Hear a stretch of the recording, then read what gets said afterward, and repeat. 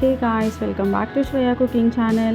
இன்றைக்கி நம்ம என்ன டிஷ் பார்க்க போகிறோம்னாக்கா ஒரு சிம்பிளான பிரேக்ஃபாஸ்ட் ரெசிபி உப்புமா தான் பார்க்க போகிறோம். உப்புமானா கொஞ்சம் கஷ்டம் தான், பட் வீட்டில் ட்ரை பண்ணி பாருங்கள். இன்னும் கேட்க தோணும் உங்களுக்கு.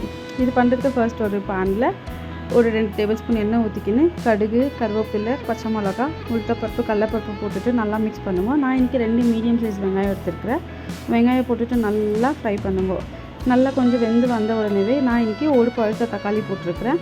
தக்காளி போட்டு நல்லா மிக்ஸ் பண்ணிவிட்டு அதுக்கேற்ற மாதிரி சால்ட்டு போட்டுட்டு நல்லா கிளறி விடுவோம். இந்த ஸ்டேஜ் வர வரைக்கும் மிக்ஸ் பண்ணிவிட்டு நான் இன்றைக்கி 1 கப்பு ரவை எடுத்துருக்கிறேன். அதுக்கு வந்துட்டு 3 கப்பு தண்ணி ஊற்றுறேன் நான். அப்போ தான் உப்புமாவோட கன்சிஸ்டன்சி நல்லா வரும் உங்களுக்கு. ஸோ இது நல்லா ஒரு கொஞ்சம் நேரம் ஊற்றிங்கனாக்கா இது நல்லா கொதித்து வரும். இந்த ஸ்டேஜில் ரவை நீங்கள் ஆட் பண்ணிக்கோங்க.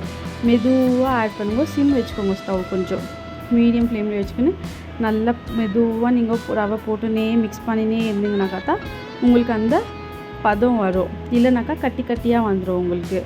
ஸோ இது நல்லா மெதுவாக ஒரு சிம்மு ஸ்டவ்வில் வச்சுக்கின்னு நீங்கள் எப்படி போட அது பாருங்க எல்லாம் ஒன்றா ஈவனாக வரும் உங்களுக்கு.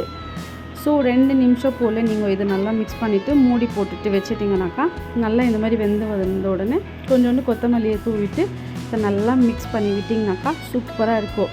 லாஸ்ட்டில் ஒரு டேபிள் ஸ்பூன் நெய் ஊற்றிட்டு இதை வந்துட்டு சாப்பிட்டு பாருங்கள். சூப்பராக இருக்கும். ஸோ நீங்களும் இதை வீட்டில் ட்ரை பண்ணி பாருங்கள். பிடிச்சிருந்தாக்கா ஸ்ரேயா குக்கிங் சேனலை சப்ஸ்கிரைப் பண்ணுங்கள். தேங்க்ஸ்.